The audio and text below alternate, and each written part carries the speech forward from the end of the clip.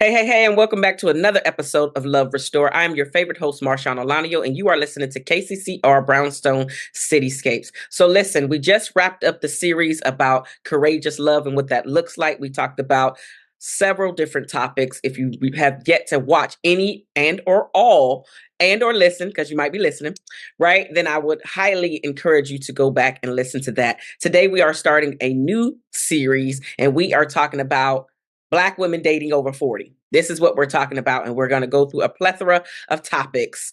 Today's topic is all about clarifying your intentions before you start dating. I know that this is something that we don't really do. We have a tendency to know that we want to date, and we may even have an idea of what the outcome that we're looking for. But I want to take it a step further. I want to go deeper into this process of being intentional in our lives. So, again, today we're going to talk about clarifying your intentions, what that actually means, and what it looks like. But before I do that, I want to just tell you that Love Restored. Love Restored was started because I had a deep, profound feeling that these topics need to be discussed more often. You see, when I was home as a young tyke, as a young teen, I actually am a PK. For those of you who don't know what that is, I'm a preacher's kid. And as a preacher's kid, you don't have the real world conversations. A lot of the conversations that we have were centered around God and how to show up and be godly and what it means and just talking about the Bible. Get that? Cool. I'm totally fine with that. However, what I've noticed is that the world, once you leave outside of your sphere, outside of your comfort zone, outside of your family, outside of doing the things that your parents want you to do or that you're forced to do, whatever.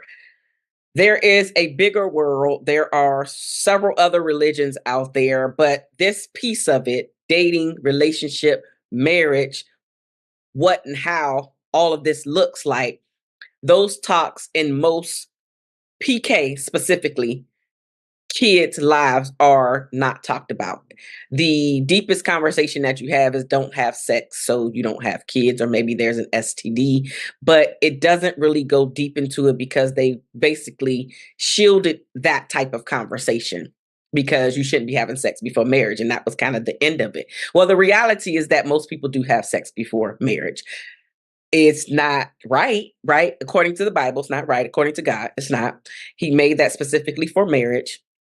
And I don't want this to be a lesson about God and the Bible. However, it plays a part into my upbringing and Love Restored, right? So because I didn't get a chance to have the real world conversations, knowing that I was going to have to leave the comfort zone, the sphere of my parents, and go out into the world and experience the world, I didn't get many talks like that. I also, by the time I left at 18, I suffered with low self-esteem. And I'm sure many of you have heard this story. So I'll just briefly say I got teased as a young tyke as long as I can remember for the color of my skin, and not just the color, but also the complexion, the deepness, the deep-rooted, beautiful, dark chocolate. I can say that today, but many years ago as a teen, absolutely couldn't embrace my dark beauty. I couldn't. Now I can, right? But all of that played a part. So I had low self-esteem. I didn't have any talks about relationship, dating, choosing, being chosen on a deep level. I had to kind of figure things out. And the sad part about it is I literally came from a family that I was surrounded by um the my parents as well as my aunts and uncles, and everybody was in a relationship. Now, I didn't realize that everybody wasn't married, but that's beside the point. What I saw, at least during the daylight with the kids being around, was not a lot of toxicity. And so I just assumed that that was what the world was like when I got out there. And so when I finally did leave at the age of 18, joined the US Navy, I didn't realize I was I don't want to say just, but I was absolutely a fresh fish in the water. And I had to try to figure out all of these things. For the first time, I had a lot of men trying to capture my attention. Now, there is other things that go on with that, but let's just say I was not ready for all of this male attention. I didn't know how to handle it. And I made absolutely some mistakes. So, Love Restored is all about trying to talk about the conversations, share the information, share my experiences. So, if I can help you not go down this same road, then I have fulfilled my God given purpose. And I'm not ashamed of my past. I'm not ashamed of my traveled road. It is my road. However, I think that we would do better as a community, as a society, if we actually talk about the things that happen. So, because I was affected, right? The next generation, my child, your children, can stop accepting, expecting, going down the same road, repeating the same things over and over again. I'm literally all about breaking generational curses. And if I can help you be a part of your family in some small way to help you break this generational curse, then here we go. That's all what I'm about. This is why Love Restored was created. So thank you so much for being here. Let's go ahead and jump into the topic of today, which is clarifying your intentions. Again, this series is for dating, Black women dating 40 plus, right? Black women dating 40 plus. So now, let's be real. Dating can feel like a battlefield sometimes, like between mixed signals, unspoken expectations, and even trying to figure out if your potential partner is even on your level. It can be a lot. But here's the truth. The clarity that you bring to the table is the clarity you will receive. Let me say that again. The clarity that you bring to the table is the clarity that you will receive. So today we're diving into the power of intentional dating. What does it look like to step into the dating world with your goals front and center? How can you make sure your time, energy, effort, and love are only invested in what aligns with your true desires? See, this conversation is for every Black woman out there who is tired of the guessing game. You are ready to honor your worth and you're determined to date with purpose. So grab your tea, your notebook if you need it, and let's have a sister to sister chat about building the love life that you truly deserve. Now, sis, before I jump into these topics within today's overarching topic, dating, clarifying your intentions before dating. I understand that most of us have been dating or have dated and even have been married. A lot of it was toxic. A lot of us shouldn't have been in the relationships or marriages that we currently are in or were in, hence the statistic of getting a divorce. I get all of that, right? So what I'm trying to help you do is to show up differently the next time around. If you are a person that's listening to this, then I'm assuming that you have not written off dating and or courting and or trying to get into a partnership that feels good, that feels right, that honors you, where you feel heard, understood, and appreciated. And you're not demeaned in any way. You're not being disrespected. Again, nobody's perfect, and all of these things are not going to fall into place all the time correctly. So I get that. But at the same time, we have to be real with what we're doing. And we also have to take responsibility for the choices that we have made and are going to make time and time again, right? I didn't say any of us are perfect. All of us have something to learn, and we can gain a lot by taking or listening to episodes like this and actually taking what you learn from this and doing something about it in your life. If it doesn't apply to you, move on. Take the things that actually do apply to you, utilize them in your life, and watch the snowball effect, the change that actually occurs. By taking this information, watch how much better you show up. Watch how much faster you notice the red flags, right? Watch how much faster you stop sweeping things under the rug, thinking that they're going to be better. Watch how much faster you even start teaching or sharing the information with your friends and family because it's making an impact on your life. And you also see them going down the wrong road, which is where I was talking about these generational curses. If you see somebody going down the road. You can only give them the information, and then they have to choose to do with the information what they will. So you at least getting the information, utilizing it in your life, and understanding that, yes, you've been out the road a time or two. Well, let's do it differently this time around so we can stop perpetuating the toxicity generation after generation. So the first thing that you must think about before, right? Clarifying your intentions before dating is determine if you're emotionally ready to date or if more self-healing is needed. Listen, this one is absolutely imperative. All of them are, but this one really is absolutely imperative. If you know that you have not been able to control your emotions in the past and you put all men in one particular box, and you don't understand that a lot of that is because of the way that you keep showing up, which is why you keep attracting these same type of guys that do the same stuff, but you are emotionally charged.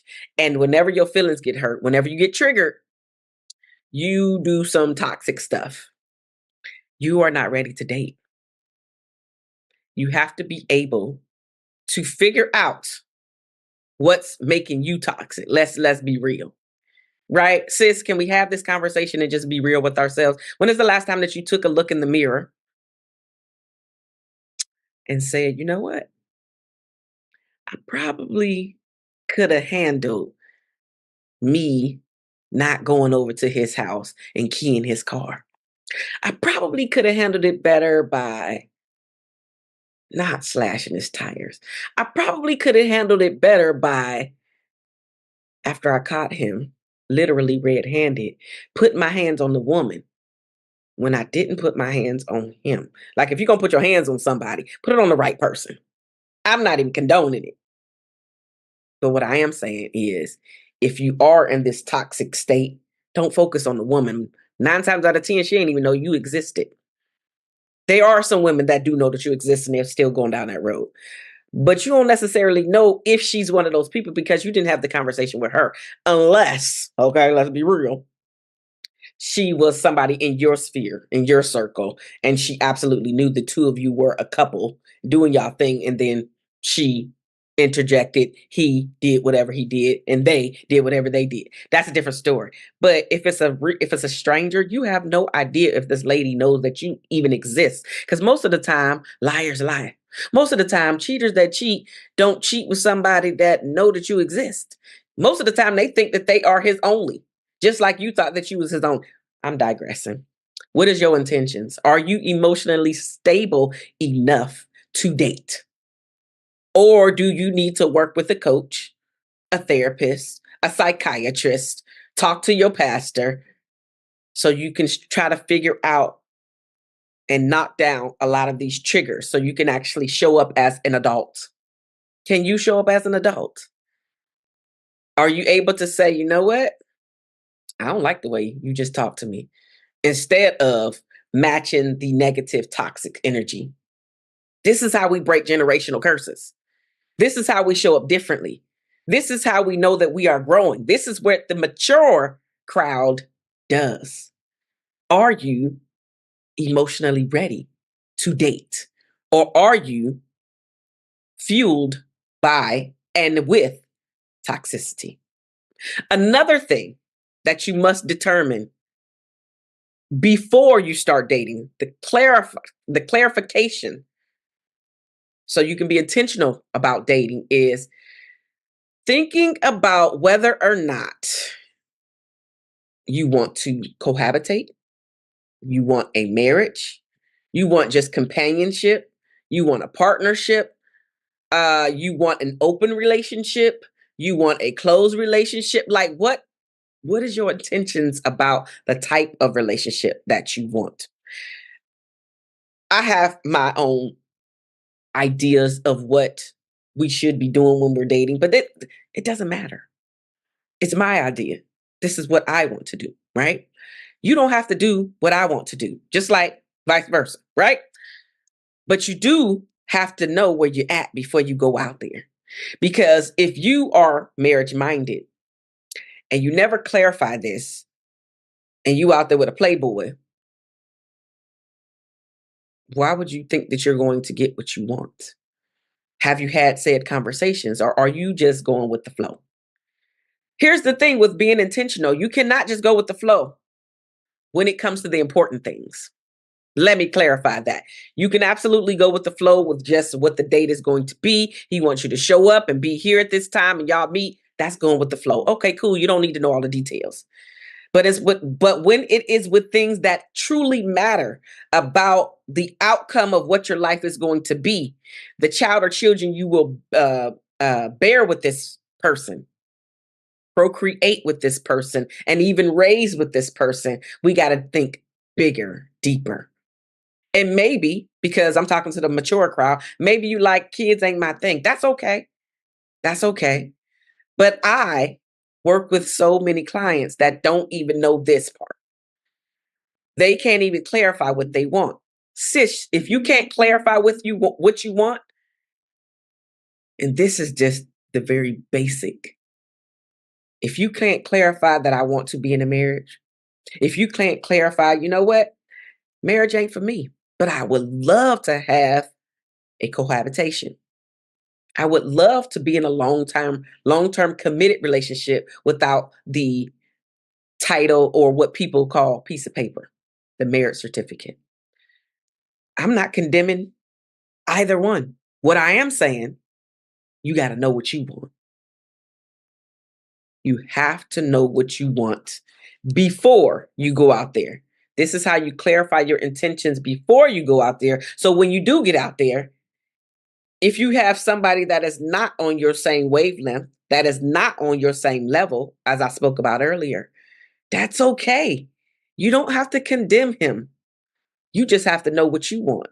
And if your ideals are not in alignment, guess what? You can simply say it's okay and walk away and save face and save yourself from all the heartache and pain that is absolutely surely to come. And here's the thing. You have to be able to say it does not matter how fine he is, because fine is cute in the beginning, but fine and being unaligned does not fare well later on. You still end up in the same situation that you didn't want to be, which is a breakup or a divorce. So why even do that to yourself? Be able to assess what your personal goals are. Marriage, long-term committed relationship, companionship, partnership, whatever. Is it going to be open? Is it going to be closed? And be willing to have said conversations early on. Am I saying on the first date? No, I'm not. However, because I feel that there should be deeper conversations even with the first date, the first meeting, you should be assessing this stuff to even see if you want to go out on the next date with this person. And then you go out on the next date and that one goes well. And then you still assess.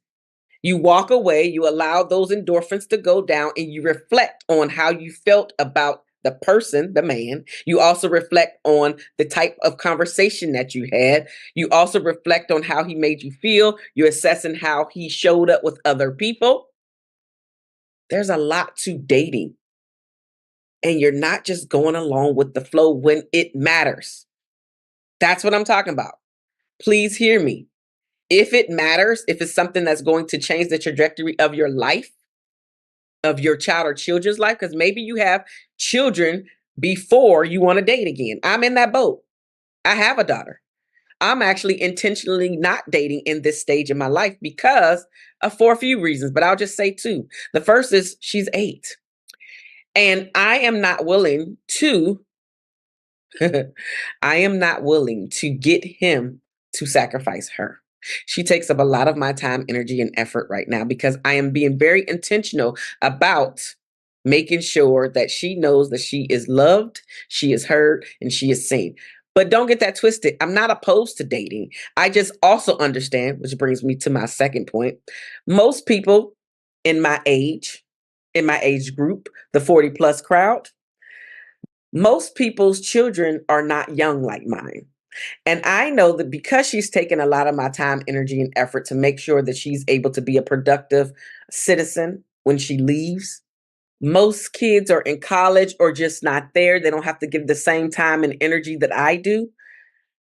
The time that's needed in order to foster a healthy dating relationship, I can't give unless you understand, because we both have young children, and you know that I can't just, for the weekend pick up and go. That's not my life right now.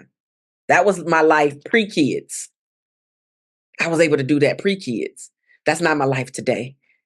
And some people do it. It's just not me. I want her to know that she's not being neglected because I chose him. So I'm open, meaning he has to be understanding that she does get a lot of time, energy, and effort. But I also understand that everybody's not going to understand nor even want to deal with it. And I have to be okay with it. So if you're in that situation and you have a young child or young children, you have to understand that there is a lot that goes into the dating process and vetting someone to not only be in your life, now you also have to give them access to your child or children. And that is another thing. So three things, this is the third thing that I'm also weary of, because let's be real.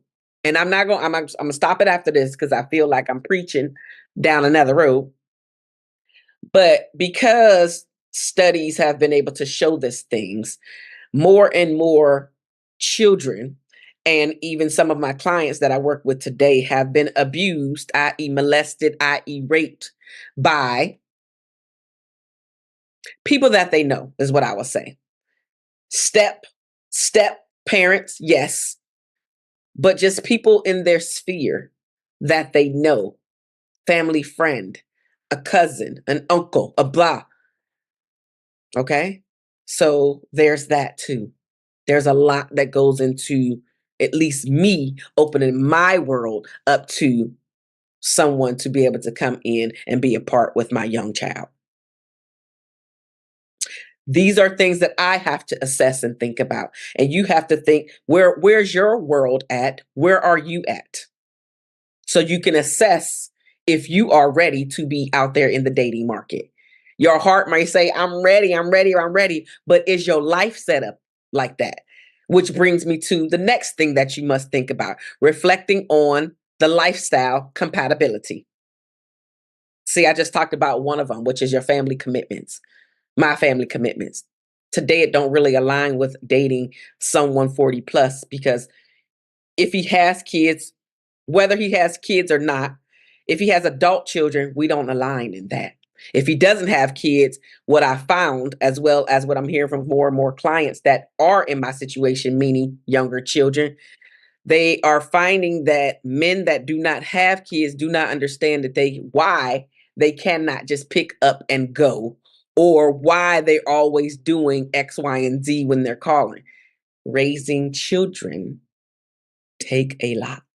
Just like creating the foundation in a relationship takes a lot in the beginning, until the two of you have come to, instead of it being rocky, you've come to smooth sailing.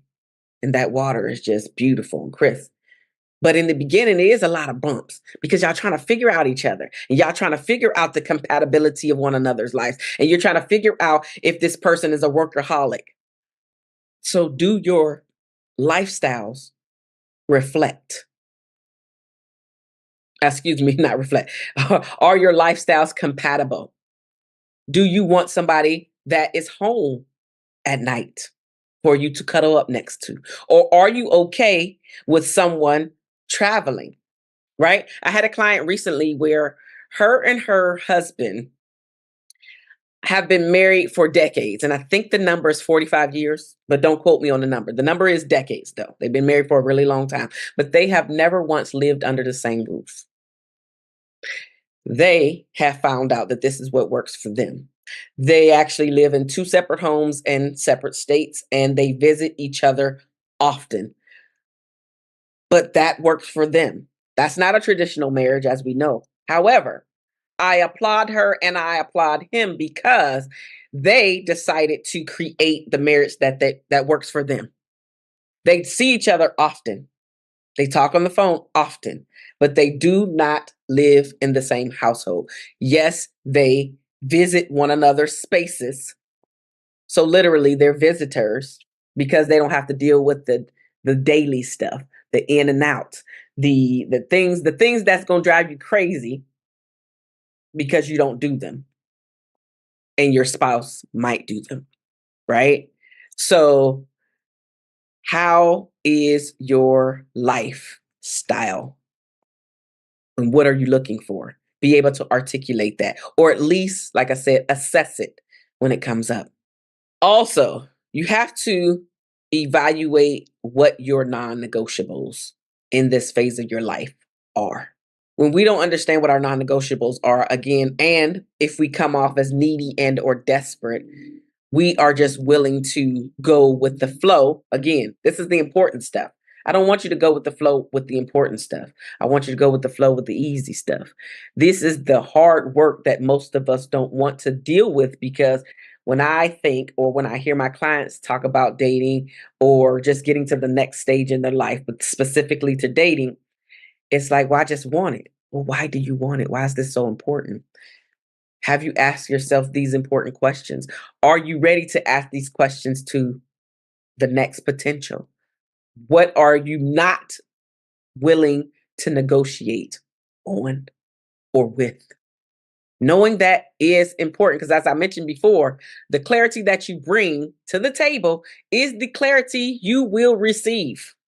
Another thing that you must do is to reflect on your past relationships and determine what has worked so you can continue doing that, as well as what didn't work so I can stop doing that. What has worked and what has not worked. The final thing that I want you to consider is literally the types of connections that would add to your happiness. What type of connection are you looking for that's going to add? Because I want you to realize, if you don't know already, happiness absolutely comes from within. It does not come from outside forces. They can add to your happiness, but you already have to be happy or embody happiness. And some people think that I'm a little strange because I am always happy. When I say always, I'll say 98% of the time. I really am. Not being fake. Life gets in the way over here as well. But literally, it is how you choose to allow this stuff to affect you. But I want you to consider these things. Are you emotionally ready? What type of relationship are you looking for? Like assessing your personal goals, marriage, dating, cohabitation, long term relationship, reflecting on your lifestyle compatibility, uh, evaluating your non negotiables, identifying all of these things, clarifying all of these things with intention before dating is going to set you up for much more success. Absolutely much more success. Because when you date with clarity and purpose, you set the tone for the relationships you allow into your life. So I want you to take a moment today and ask yourself, what do I really want from this season of dating? And then the answers that you uncover will guide you towards a path that aligns with your worth. Assessing your goals for dating is going to help you. Being ready to ask the tough questions along the way, being able to assess each dating experience.